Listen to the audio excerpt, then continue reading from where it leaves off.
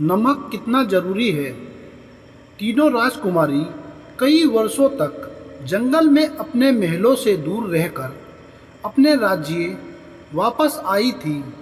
राजकुमारी के महल वापस आने की खुशी में राजा ने बहुत बड़ी दावत आयोजन करवाई। राजा ने अपनी तीनों राजकुमारी को दावत के दौरान राज्यसभा में उपस्थित रहने को कहा था। दावत शुरू हुई तो राजा ने अपने महामंत्री से कहा, मंत्री जी, क्या आप राजकुमारी से कुछ सवाल करना चाहेंगे? हमें भी तो मालूम हो हमारी राजकुमारी हमसे दूर होकर गुरु से क्या शिक्षा पाकर वापस आई है। महाराज की बात सुनते ही मंत्री जी ने कहा, अवश्य महाराज, मैं इन तीनों राजकुमारी से एक ही सवाल करना चाहूँगा। आपका प्यार तो हमें मालूम है कि आप इन तीनों राजकुमारी को एक बराबर प्यार करते हैं, पर हम सभी सभा में उपस्थित यही जानना चाहेंगे कि तीनों राजकुमारी आपसे कितना प्यार करते हैं। बड़ी राजकुमारी ने तुरंत उत्तर दिया, हम महाराज को इतना प्यार करते हैं जितना सूर्य इस धरती से करती है। राजकुमारी का उत्तर सुनकर सभा में उपस्थित लोग खुश हो गए। दूसरी राजकुमारी ने कहा, मैं महाराज को इतना प्यार करती हूँ जितना महाराज अपनी प्रजा से करते हैं। सभी लोग ये उत्तर सुनकर भी प्रसन्न हो गए। तीसरी राजकुमारी ने उत्तर दिया, मैं महाराज को इतना प्यार करती हूँ जितना लोग खाने में नमक से करते हैं। तीसरी राजकुमारी के उत्तर से सभा में उपस्थित सभी लोग हंसने लगे। मंत्री चुपचाप राजकुमारी की उत्तर पर विचार कर रहा था।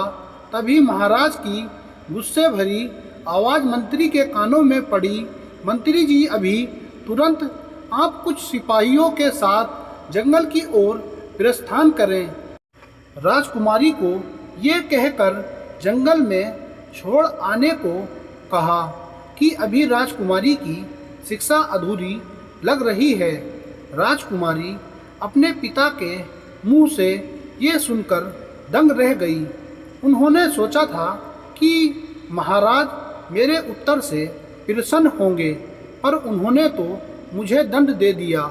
राजकुमारी अपनी आंखों में आंसू लिए महल से बाहर आई तो उन्हें मंत्री जी ने एक घोड़े पर बैठने को कहा।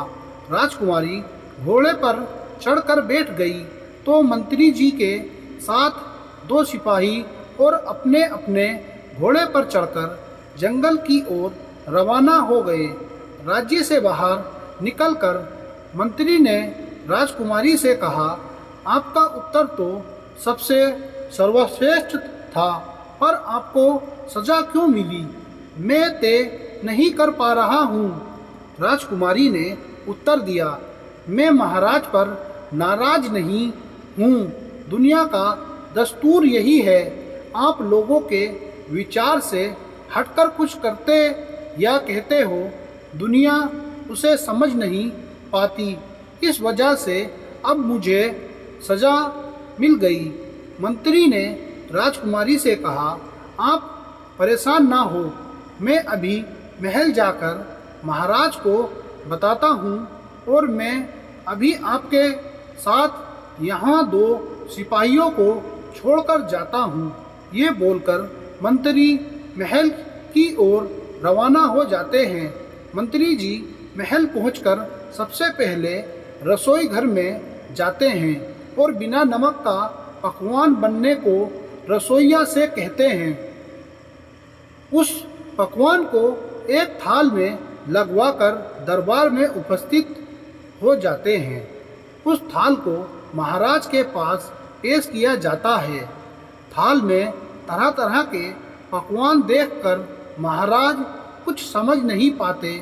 महाराज मंत्री से पूछते हैं, क्या है ये सब? राजकुमारी को आप जंगल छोड़ जाए। मंत्री ने उत्तर दिया, जी महाराज, और साथ ही आपके लिए ये भोजन है, आप इसे चखें और बताइए कि कैसा बना है। महाराज खाना खाते ही समझ जाते हैं कि मंत्री ने ये थाल क्यों बनवाया है। महाराज को अपनी राजकुमारी की कही बात याद आती है। जितना खाने में नमक जरूरी है, उतना वह प्यार करती है। महाराज के आंखों से आंसू आ जाते हैं। वह तुरंत मंत्री जी के साथ जंगल में राजकुमारी के पास पहुंचकर उनसे अपनी गलती की माफ़ी मांगते हैं और राजकुमारी को अपने साथ महल लेकर लौट जाते हैं।